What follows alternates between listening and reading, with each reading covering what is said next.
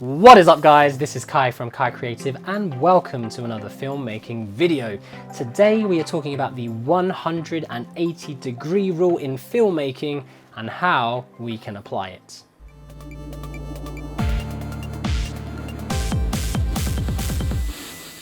So what is the 180-degree rule?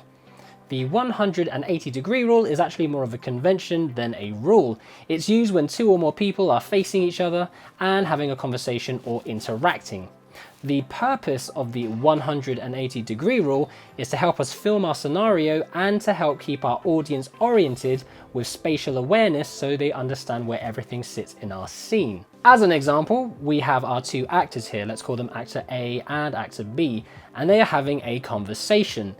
When setting up our characters for the shots, we firstly apply the rule of thirds to make sure that they are positioned on the vertical third lines looking off into the leading space that is in front of them. If you want to know more about the rule of thirds, we do have a video, link in the description below or link above. Now what we want to do is imagine a line going straight through the middle of our actors. This is called the line of action or the eye line. Now we have to choose a side of that line on which we want to film. Once we've decided which side of the line we want to film on, this sets our 180-degree semicircle in which we are allowed to film. We can shoot at any angle as long as it doesn't cross the line and stays within the 180-degree perimeter. So now when we cut between our two characters in post-production, everything looks correctly oriented, and if we were to cut a side-by-side shot of their conversation, we can see that our two actors are actually looking at each other. However, if we were to break the 180-degree rule and cross the line of action and then film our actor from this side, what we are left with would be both of our actors actually looking in the same direction and not directly toward each other. This can be very distracting and can disorientate and confuse the audience. Now that's not to say that you can never cross the 180-degree line.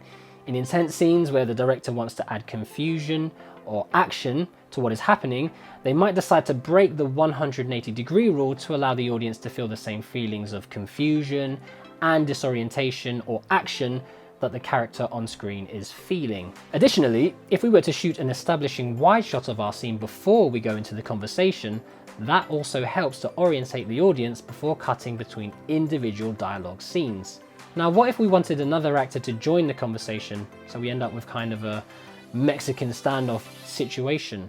Well, first of all, we need to have another establishing shot, and here we can see our actor walking into the scene. This helps to orientate our viewers. We would also have to create another line of action from our current line of action to the new characters and select a side to shoot from. So first of all, we have actor B talking to our new actor, let's call him actor C.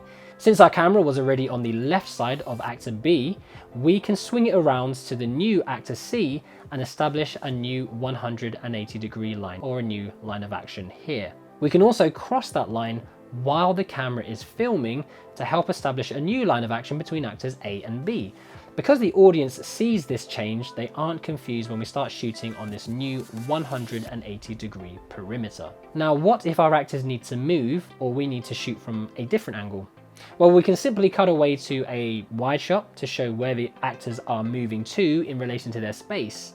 We can then re-establish our new line of action and continue filming their conversation using the 180-degree rule. We must remember that wherever they move to, we have to create a new imaginary line of action between them, choose a side to film from, and stick to it using that 180-degree perimeter. The side which we choose to film from will generally be set by the establishing shot. So that's today's lesson on the 180-degree rule in filmmaking. If you have any extra points to add, then please post them in the comment section below. Additionally, if you have any other filmmaking videos that you would like to see made in the future, again, hit me up in the comment section below.